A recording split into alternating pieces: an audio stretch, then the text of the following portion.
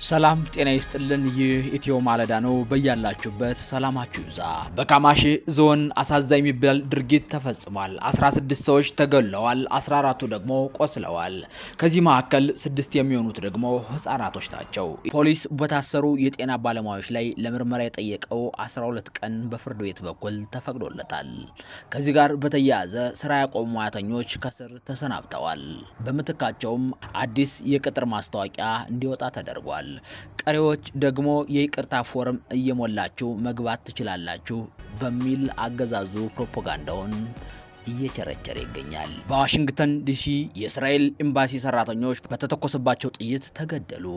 ይህንን የምናየው ይሆናል። አብራችሁን ቆዩ።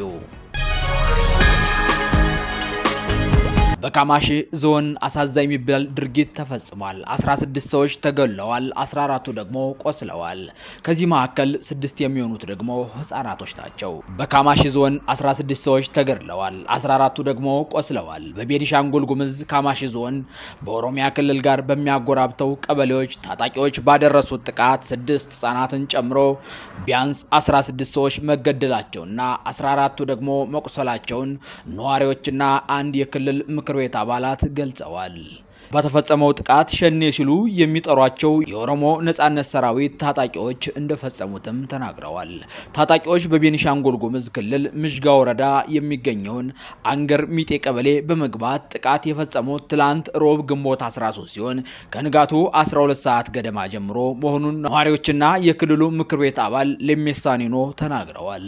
ታጣቂዎች ወደ ቀበሌው ነዋሪዎች ቤት በመግባት ተኩስ መክፈታቸውን ነዋሪዎች የገለጹ ሲሆን ያለምንም ነገር ያለምንም ግጭት ጧቱ 12 ሰዓት መጥተው ነው የጨፈጨፉን ብለዋል።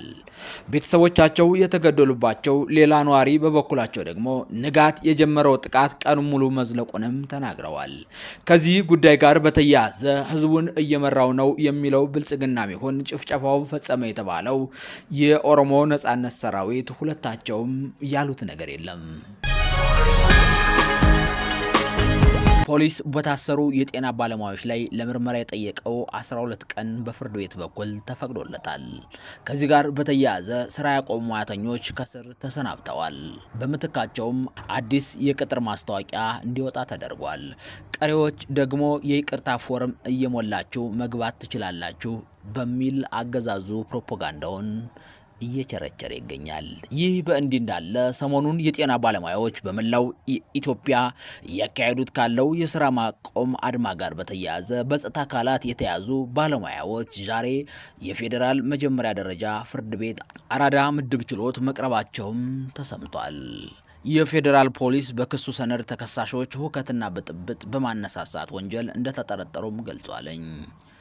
ፖሊስ ሁከት ብጥብጥ ፈጠሩ ይበል እንጂ አብዛኛውን ዶክተሮች የያዛቸው ግን ከቤታቸው ነው። ተጠርጣሪዎች ከጥር 2017 ዓ.ም ጀምሮ ሌሎች ካልተያዙ ግብረ አበሮቻቸው ጋር በመሆን ከጸረ ሰላም ኃይሎች ጋር በመመሳጠር በመደራጀት እንዲሁም ተልዕኮ በመቀበል በከተማው ውስጥ ከፍተኛ የሆነ አመጽ እንዲሁም ሁከትና ብጥብጥ እንዲነሳ ለማድረግ የሚል ውንጀላንም አካተዋል። ክሱ አክሎም በሚሰሩት የስራ ዘርፍ ታካሚዎችን አናክምም፣ አገልግሎት ፈላጊዎችንም አንሰጥም በማለት በአዲስ አበባ ከተማ ውስጥ ከፍተኛ የሆነ ሁከትና ብጥብጥ ለማነሳሳት የስራ ማቆም አድማ አድርገው ሲንቀሳቀሱ ነበር። ፖሊስ እስካሁን የአካባቢ ሰነድና ማስረጃዎችን የማሰባሰብ ስራ እየሰራው ነው፣ ግን ተጨማሪ 12 የስራ ቀናት ያስፈልገኛል ሲል እየጠየቀ ሲሆን ፍርድ ቤቱም ተጨማሪ 12 የምርመራ ቀንን ፈቅዶለታል።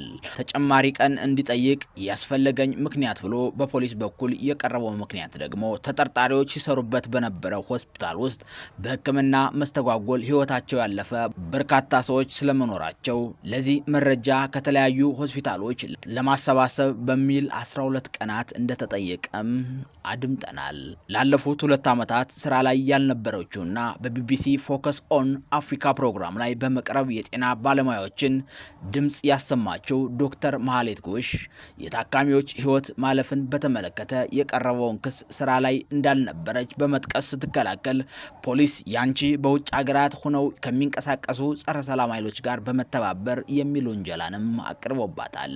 በዛሬው ዕለት ከዶክተር ማህሌት በተጨማሪ ተይዘው ፍርድ ቤት የቀረቡት ዶክተር ሳሙኤል ኃይሉ፣ ዶክተር ሚኪያስ አለም፣ ዶክተር ሩታ አማረ፣ ዶክተር ኃይለ ኢየሱስ ንጋቱ፣ ሚካኤል ተሰማ፣ ጃፋር አብዱ ጀላል፣ ኡስማን አዋይና አለባቸው ፍቄ ናቸው። የኢትዮጵያ ሰብአዊ መብት ኮሚሽን ከዚህ ጋር በተያያዘ ኢሰመኮ በበኩሉ ዛሬ ባወጣው መግለጫ በሕክምና ተቋማት ላይ እየተካሄደ ያለው የስራ ማቆም አድማዎች ለሰብአዊ መብቶች ጥሰት በር እንደከፈተ እና ትኩረት ሊሰጠው ይገባል፣ ዘላቂ መፍትሄም ማግኘት አለበት ብለውታል።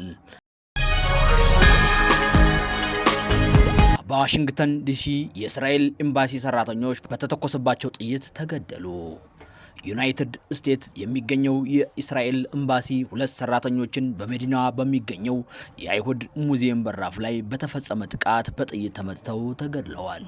ጥቃቱ የተፈጸመው ሮብ ሌሊት ሲሆን በዋሽንግተን ዲሲ ዋና ከተማ የአይሁድ ሙዚየም አቅራቢያ እንደሆነ ባለስልጣናቱ ተናግረዋል።